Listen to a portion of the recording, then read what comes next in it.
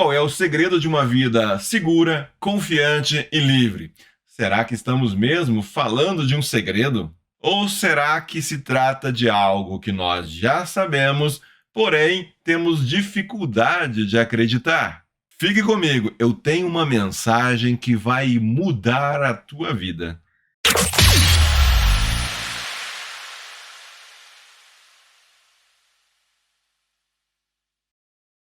Jesus foi a pessoa mais extraordinária que já existiu. Jamais houve alguém como Jesus a pisar nesta terra. Acredite você em Jesus ou não, fato é que quando você faz qualquer referência ao calendário, ao dia, ao ano, você está admitindo que o tempo é contado entre antes de Cristo e depois de Cristo. A pergunta natural que qualquer pessoa menos informada poderia fazer ao se deparar com toda a fama, com toda a repercussão histórica e mundial em torno de Jesus Cristo é: mas afinal, o que esse Jesus fez de tão extraordinário? Para a maioria dos cristãos, a resposta a esta pergunta é óbvia. As melhores fontes que nos informam a respeito da vida, da existência, dos feitos de Jesus, são 4 biografias contidas na Bíblia, biografias que nós conhecemos, que nós chamamos de os Evangelhos. Quando lemos os Evangelhos e estudamos a respeito da vida de Jesus, constatamos uma coisa impressionante. Este homem que marca de maneira tão fenomenal o mundo viveu apenas 33 anos como ser humano sobre esta terra degenerada. Sim, o Jesus da história morreu jovem, na verdade foi assassinado brutalmente. E para tornar a história ainda mais impressionante, todos os seus grandes feitos, suas grandes obras que envolvem embates com líderes religiosos, milagres assombrosos e a sua própria ressurreição, ocorreram dentro de um espaço aí de cerca de 3 anos de atividades. Não são poucas as pesquisas e também publicações a respeito da vida de Jesus, inclusive sobre os primeiros 30 anos da sua vida. Quem era? Como vivia? O que fazia? Por onde ele andou? Ao que tudo indica, Jesus, aquele mesmo que marca o Natal, representado num presépio que revela uma humilde criança nascendo num curral, cercado ali de animais, dormindo num coxo de palhas, teve uma vida ordinária dentro da realidade política, social, religiosa, cultural da sua época. A história não costuma ser marcada pela vida de homens e mulheres que nada tiveram para apresentar de extraordinário. O mundo gosta mesmo de heróis. A tendência humana é buscar os grandes feitos. É disso que se fazem as séries, os filmes, as novelas. Queremos nos destacar na multidão. Nós vivemos, trabalhamos, lutando, perseguindo algum reconhecimento. Nem que esse reconhecimento venha de algumas poucas pessoas tão ordinárias quanto nós mesmos. Muitos de nós somos movidos a elogios. E não há nada de errado em ter aquilo que fez de bom, o seu bom trabalho reconhecido, elogiado, prestigiado. No entanto, podemos viver vidas miseráveis quando vivemos apenas perseguindo o reconhecimento alheio, o elogio, a aprovação de outras pessoas. Você vive à procura da aprovação de quem? O que motiva você? Por que você faz aquilo que você faz? Tudo isso tem a ver com quem nós somos. Tem a ver com a nossa identidade. Nosso mundo distorcido, ele nos ensina que o nosso valor, que a nossa identidade, a nossa autoestima dependem daquilo que nós fazemos. E assim, podemos perder de vista quem nós realmente somos. Voltando então para Jesus, essa pessoa realmente extraordinária, é curioso pensar que ele tenha passado a maior parte da sua vida a maior parte dos seus anos de existência aqui na Terra, vivendo dias ordinários. Uma criança carregada para lá e para cá pelos pais, um adolescente que acompanha os mais velhos nos programas religiosos do templo, um jovem aprendiz que vê suas mãos engrossarem de calos, aprendendo o ofício da marcenaria. Aquele Jesus pregado à cruz, quem sabe, teve ativada a sua memória olfativa, lembrando dos tempos em que crescia com o cheiro da madeira da velha oficina de José. Ao acompanharmos a vida e o ministério de Jesus naqueles 3 anos que antecederam a sua crucificação, inevitavelmente veremos que ele realmente foi extraordinário e fez coisas grandiosas. Mas e antes de iniciar o seu ministério? Antes de começar efetivamente os milagres, as grandes pregações, Jesus se submeteu a mais um daqueles ritos religiosos que eram populares entre o povo. Até ali, Jesus ainda era um ilustre desconhecido, ainda não tinha proferido o Sermão do Monte, não tinha expulsado demônios de ninguém e também não multiplicou pães ou peixes. Até aquele momento, Jesus ainda não despertava a atenção, não tinha seguidores, não tinha ressuscitado ninguém, ainda não tinha enfrentado o próprio diabo no deserto. Naqueles dias, havia naquela mesma região um pregador um tanto excêntrico e que, por sinal, era primo de Jesus. João Batista costumava chamar as pessoas ao arrependimento e as batizava. É nesse contexto, às margens do Rio Jordão, que Jesus surge para o seu ministério público. Mas não sem antes ele mesmo descer as águas do Jordão e ser também batizado. E é nesse momento, nesse cenário ainda ignorado pela maioria, que ocorre o verdadeiramente extraordinário. Assim que saiu da água, Jesus viu o céu se abrindo e o Espírito descendo como pomba sobre ele. Então veio dos céus uma voz: Tu és o meu filho amado, em ti me agrado.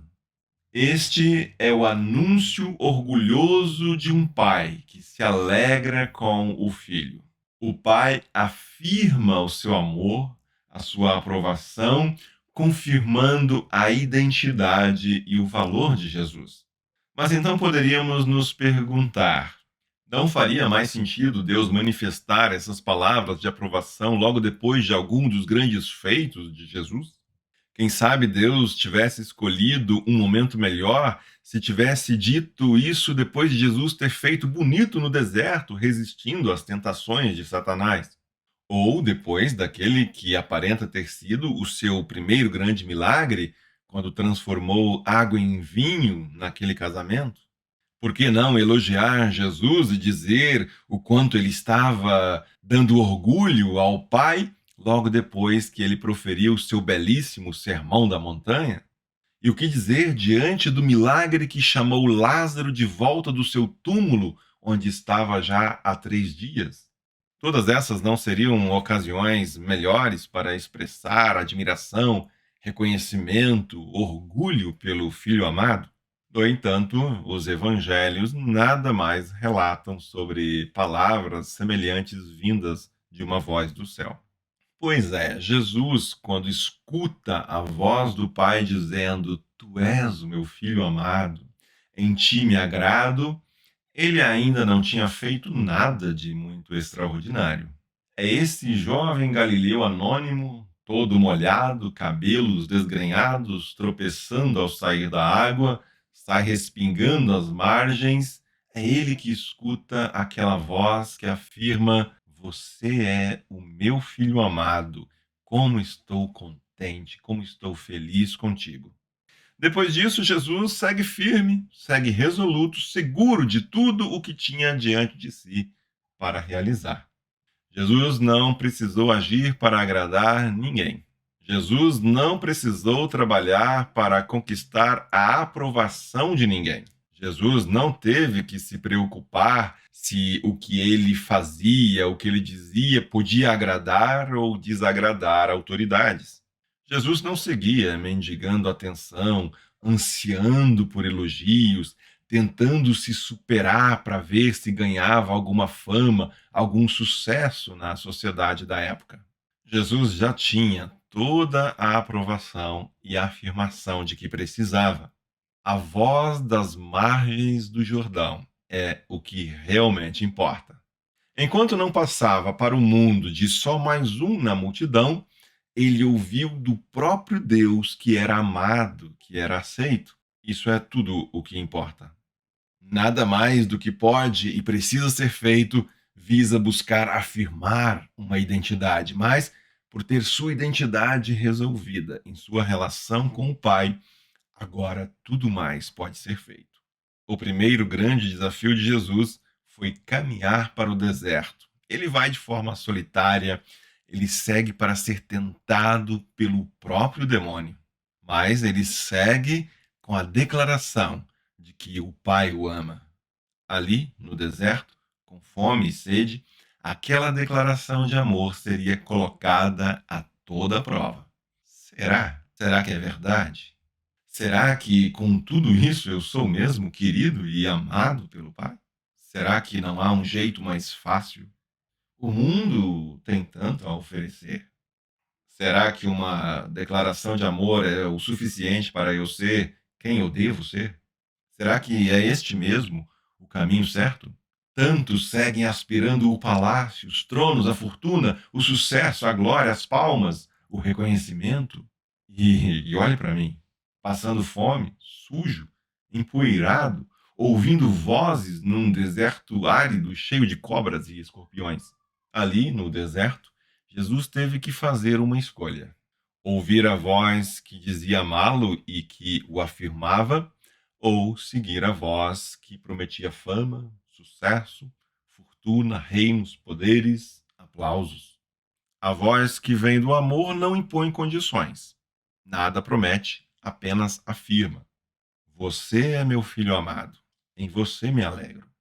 Muitas vezes nós somos assaltados por essa realidade desértica e árida, onde as únicas vozes que ainda escutamos são aquelas que tentam nos manter escravos, escravos da bajulação, da busca por reconhecimento, da necessidade de mostrar serviço em troca de status, poder e dos tapinhas nas costas.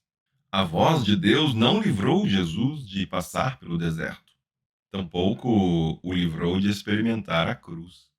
No entanto, essa mesma voz o livrou de uma agenda pessoal a serviço do ego. Aquela voz amorosa o livrou de uma vida escrava das expectativas alheias. Jesus pode cumprir a sua missão não porque buscava aceitação.